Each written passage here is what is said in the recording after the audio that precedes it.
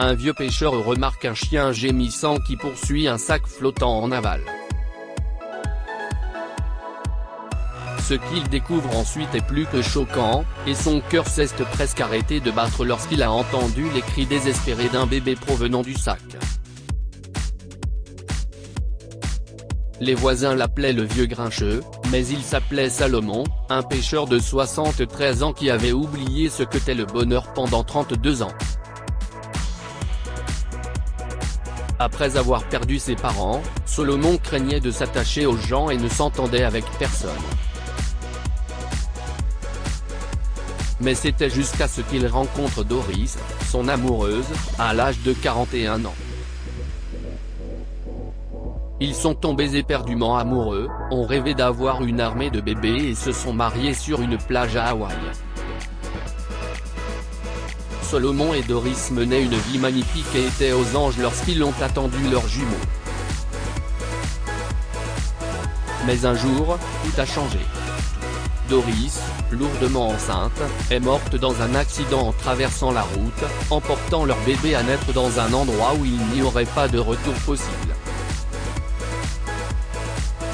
À partir de ce jour, Salomon a été rongé par le chagrin et piégé dans un monde sombre qu'il avait lui-même créé. Il ignorait les gens et leurs problèmes. Il se moquait des festins du Nouvel An et de Noël et menait une vie de reclus, dénuée de tout plaisir. Mais un jour, alors qu'il remplissait son caddie dans un supermarché, Salomon a été attiré par les cris de deux petites filles et, pour la première fois depuis des années, il a arrêté ce qu'il faisait et s'est approché pour s'intéresser aux problèmes d'autrui. « Maman, on peut avoir ces poupées, s'il te plaît ?» pleuraient les fillettes en tapant du pied. « Je suis désolé, mes chéris. Mais nous n'avons pas les moyens de les acheter maintenant. » Arrêtez de faire une scène. Maman, s'il te plaît. Nous avons été de gentilles filles. Nous voulons les poupées. S'il te plaît, nous te supplions. En voyant ces petites filles têtues avec des queues de cheval, de minuscules chaussures roses et de grands yeux bleus, Salomon s'est souvenu de ses enfants qui n'étaient pas encore nés. Il s'approcha, les effrayant avec sa voix abourue et son épaisse barbe blanche. « Montrez-moi les poupées que vous voulez, » disait-il. Il a ensuite soulevé les poupées de l'étagère et s'est dirigé vers la caisse, tandis que la mère des fillettes courait après lui, le suppliant d'arrêter et refusant l'aide d'un étranger. « Je les ai achetées pour vos filles, pas pour vous, » dit froidement Salomon en tendant les poupées aux fillettes et il est sorti en trombe du magasin sans se retourner. Les doigts de Salomon tremblaient tandis qu'il se servait un verre de cognac sous le porche de son humble maison, le vent transportant les souvenirs de son passé. « Comment vont nos enfants, Doris ?» Il contemplait le ciel étoilé, perdu dans une profonde réflexion sur la femme et les enfants qu'il n'a jamais pu voir grandir. Salomon s'enfonça dans son fauteuil à bascule préféré en bois de teck, se balançant d'avant en arrière, et s'endormit, perdu dans le rythme de l'air du soir. Il oublia ses soucis et son chagrin, du moins pour un temps, et se réveilla par une nouvelle matinée ensoleillée pour aller pêcher dans la rivière toute proche. Salomon était assis sur un rocher au bord de la mer, sa canne à pêche à côté de lui, comme il le faisait depuis 3 décennies. C'était son endroit préféré, où il pouvait échapper aux gens et à leurs absurdités et se retrouver seul avec ses souvenirs. Mais ce jour-là, Salomon s'est rendu compte qu'il n'était pas le seul à cet endroit. Il remarqua qu'un petit garçon poussait de côté un chiot blanc pelucheux qui le suivait, brossant ses petites pattes sur son pantalon et remuant la queue chaque fois qu'il s'arrêtait pour l'éloigner. « Bonjour, monsieur », dit le garçon en s'approchant de Salomon. « Ça vous dérange si je m'assois ici ?» Salomon haussa les épaules. Ce n'est pas comme si c'était à moi. Assieds-toi où tu veux, petit. Le garçon s'assit à côté de lui, et le chiot grimpa sur ses genoux et se pelotonna, s'endormant presque en un clin d'œil. « Pourquoi as-tu repoussé la pauvre bête, petit ?» demanda Salomon, le regard fixé sur la créature blanche et poilue qui dormait profondément, ses pattes noires sur son museau. « J'ai perdu mon chat récemment. Il s'appelait Abby. Il traversait la route quand une voiture, soupira le garçon. Ça fait mal quand on perd quelqu'un qu'on aime. Je lui ai donné un biscuit en chemin et il court derrière moi comme un fou.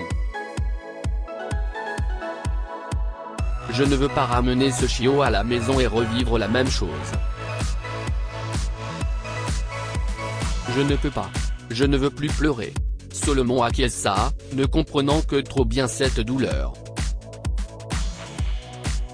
Le garçon regarda le chiot et soupira lourdement, un petit sourire se dessinant sur son visage. Vous avez peut-être raison, monsieur. Je pense qu'il s'est fait une place chez moi maintenant. Et dans mon cœur aussi. Le garçon se leva en gloussant et ramena le chiot à la maison. Prends bien soin de lui, petit, dit Salomon en regardant le garçon partir avec le chiot. Je le ferai. À bientôt, monsieur. Si est tout. Salomon et le jeune homme ne se rencontrèrent plus jamais. Et personne ne le dérangea plus jamais dans son coin de pêche préféré, au bord de la rivière. Un jour, Salomon était assis sur le rocher, comptant les truites et les poissons-chats dans le panier. Mais son moment de tranquillité fut troublé par les bruits d'un chien qui aboyait et gémissait au loin. Au fur et à mesure que le chien se rapprochait, Salomon a remarqué qu'il poursuivait quelque chose dans l'eau. Puis il l'a vu, un gros sac rouge vif flottant en aval. Le cœur de Salomon s'est presque arrêté de battre lorsqu'il a entendu les cris désespérés d'un bébé provenant du sac. Sans perdre une seconde, il plongea dans la rivière et nagea vers le sac aussi vite qu'il le pouvait. Le chien l'a suivi en aboyant désespérément, tandis que Salomon a saisi le sac de toutes ses forces et l'a tiré jusqu'à la rive. Dieu merci, le sac était imperméable. Le bébé ne s'est pas noyé. Bon sang. Il s'en est fallu de peu. Mais comment est-il arrivé ici? À qui appartient ce bébé? Salomon halta en sortant de l'eau, en ouvrant complètement le sac et en prenant le bébé qui se tortillait à l'intérieur. Le gros chien brun aboya encore plus fort, tournant autour de lui avec excitation. Doucement. Doucement.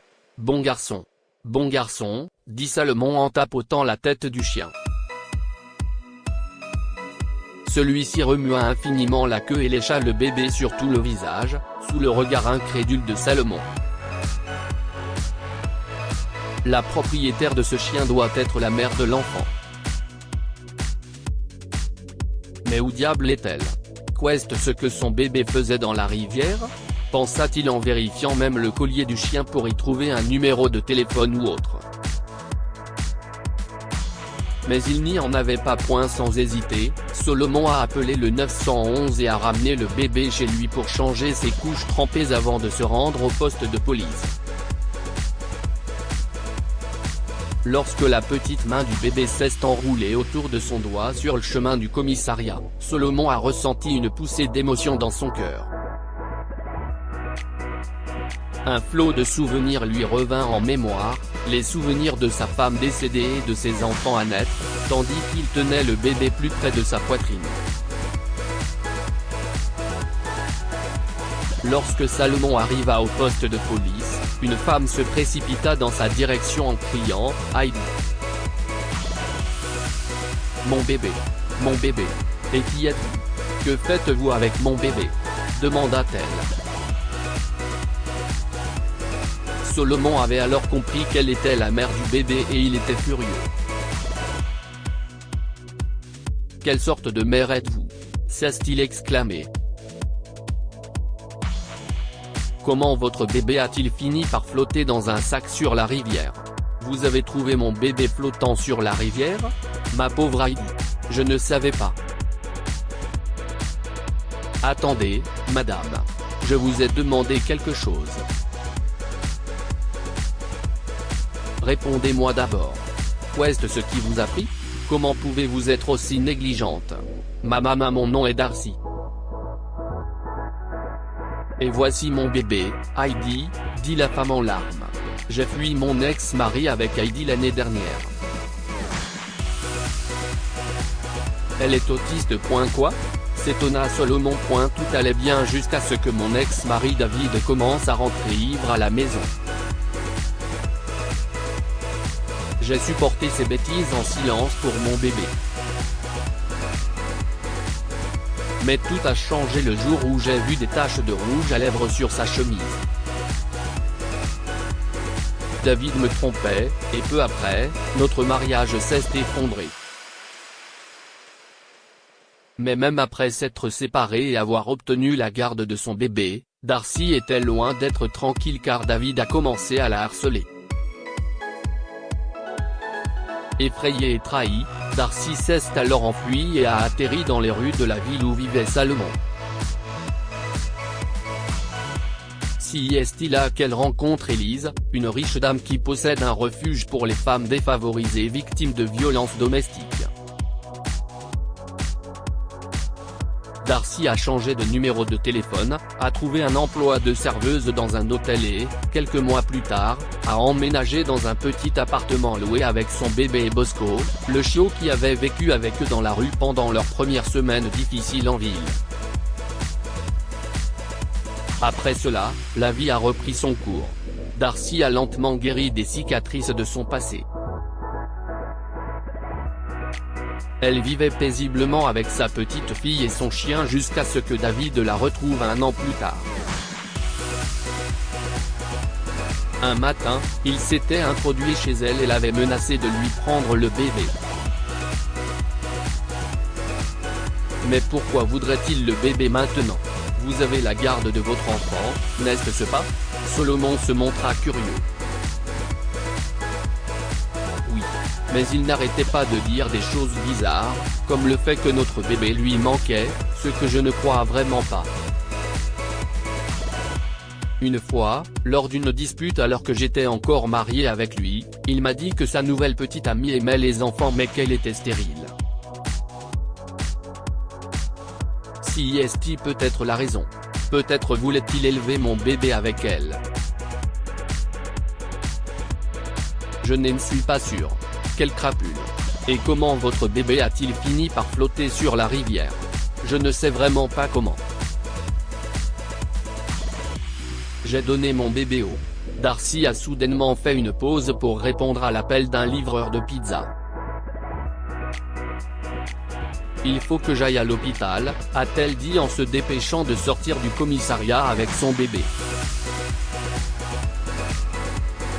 Solomon, perplexe, ne comprenait pas ce qui se passait et décide de suivre Darcy hors du commissariat jusqu'à l'hôpital.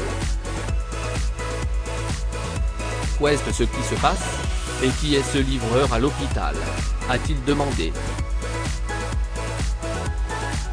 J'ai eu peur quand j'ai vu David sur le pas de ma porte, a révélé Darcy. J'ai fait semblant d'aller bien. Et quand il a vu ma fille dormir dans son berceau, il s'est approché d'elle. Je voulais l'arrêter, mais je ne savais pas comment faire. J'ai dû réfléchir rapidement. Je me suis alors souvenu d'une chose à laquelle il ne pouvait pas dire non. J'ai vécu avec ce voyou pendant 5 ans et je connaissais très bien ses faiblesses. J'ai proposé de nous commander une pizza pour un petit déjeuner romantique. L'idée était d'appeler le 911 sous prétexte d'appeler la pizzeria. mais il a exigé que le téléphone soit sur haut-parleur pour savoir que je ne préparais pas quelque chose. J'ai alors eu une autre idée. J'ai appelé la pizzeria et j'ai passé une vraie commande, en priant désespérément pour que mon plan fonctionne. Lorsque le livreur de pizza est arrivé, Darcy était prête à ouvrir la porte, avec son bébé dans les bras. David se changeait dans la chambre, elle avait donc une minute pour parler au livreur et le convaincre de faire quelque chose d'inhabituel. Environ une minute plus tard, elle a mis le bébé dans le grand sac du livreur. Les instructions étaient claires, laisser le bébé à Ivy au poste de police le plus proche, qui se trouvait à environ 1 heure de route. Darcy a également laissé une note demandant aux policiers de garder le bébé au poste de police jusqu'à ce qu'elle arrive pour déposer une plainte. Le livreur désorienté livrait régulièrement de la nourriture dans le quartier et connaissait bien Darcy. Il a donc accepté et s'est précipité au commissariat avec le bébé dans le sac, dont la fermeture éclair n'était que partiellement fermée pour que le petit puisse respirer. Mais en chemin, alors qu'il roulait à toute allure sur le pont pour se rendre au poste de police, l'homme a eu un accident. Il a atterri à quelques mètres de son véhicule, et le grand sac contenant le bébé Heidi a traversé le pont et est tombé dans la rivière. Il a été transporté à l'hôpital, inconscient. Personne ne savait pour le sac avec le bébé, sauf Bosco, qui a poursuivi le livreur pendant des kilomètres après avoir vu Darcy donner son bébé au livreur. David l'a découvert et m'a de nouveau menacé. Mais il s'est enfui après que j'ai réussi à appeler la police. J'espérais que mon bébé serait arrivé sain et sauf au poste de police, mais je n'avais aucune idée qu'elle n'y était pas jusqu'à ce que je vienne vérifier. Voilà qui explique tout. Et heureusement que j'ai trouvé votre enfant à temps. Donner votre bébé à un étranger comme ça, c'était tellement naïf de votre part. Je sais que vous vouliez qu'elle soit en sécurité. Mais savez-vous dans quel danger vous l'avez mise? Cette pauvre petite chose aurait pu se noyer dans la rivière à cause de votre stupidité. Darcy acquiesça silencieusement et s'effondra. Solomon déposa Darcy et son bébé chez eux après avoir rendu visite au livreur de pizza à l'hôpital. Au moment où il a tourné la clé de contact de sa voiture pour partir, il s'est arrêté. « Darcy, ça va ?» a-t-il demandé. J'ai peur. J'ai peur que David revienne. Solomon pinça les lèvres et sortit de sa voiture. Rentrons à l'intérieur. Je suis un vétéran. Et je suis entraîné au judo. Vous pouvez compter sur moi. Je veillerai à ce que cette crapule ne vous ennuie plus. Et au grand dam de Darcy, son ex-mari est revenu chez elle, ivre de rage, cette nuit-là, exigeant de voir son bébé. Qui est-ce? A-t-il haleté lorsque Solomon est apparu derrière elle, serrant les mâchoires et frappant des poings. Solomon est passé à l'action et, quelques instants plus tard, il s'est assis sur le patio, respirant bruyamment tout en nettoyant les taches cramoisies sur son poing. David gisait sur la pelouse, haletant de douleur et le nez cassé, suppliant Solomon de le laisser partir. Solomon a appelé la police, qui est arrivée et a arrêté David pour violation de domicile et menace à l'encontre d'une femme. Au fil des jours, Solomon a commencé à rendre visite à Darcy et à la petite Heidi tous les jours. Elles ont comblé le vide dans sa vie et il s'est rendu compte qu'il était temps d'aller de l'avant et de retrouver le bonheur. Il a proposé à Darcy d'aménager avec lui et de devenir sa fille. Elle était heureuse d'avoir enfin un père aimant grâce à Salomon et a finalement emménagé avec son bébé et son chien. Un jour, lors d'une partie de pêche avec grand-père Solomon et leur chien Bosco, Heidi, qui a maintenant 10 ans, rencontre sur le rivage un adolescent accompagné d'un gros chien blanc. « Eh, monsieur, ça vous dérange si j'emprunte votre canne à pêche pour un moment ?» dit le garçon. Cette voix, cette attitude et le chien blanc pelucheux qui l'accompagnait lui semblaient trop familiers. Solomon lui a tendu sa canne à pêche et les a regardés rire en se dirigeant vers le pont, au milieu de la nature et avec leur compagnon à fourrure. Que pouvons-nous apprendre de cette histoire? L'amour est un risque qui vaut la peine d'être pris, même s'il entraîne des peines de cœur et des larmes. Lorsque le garçon qui avait perdu son chat a repoussé le chiot, Salomon, qui pleurait la perte de sa femme enceinte et de ses enfants qui n'étaient pas encore nés depuis plus de 30 ans, lui a dit qu'il valait la peine de pleurer pour l'amour. Le garçon a changé d'Elvis et a ramené le chiot chez lui. L'amour est la seule chose qui compte vraiment. L'amour est un sentiment si puissant qu'il peut changer le monde en mieux. Pour Solomon, qui était en deuil, ce changement a commencé lorsqu'il a croisé le chemin de la petite Heidi, de sa mère et de leur chien, Bosco. Dites-nous ce que vous pensez de cette histoire et partagez-la avec vos amis. Elle pourrait les inspirer et illuminer leur journée.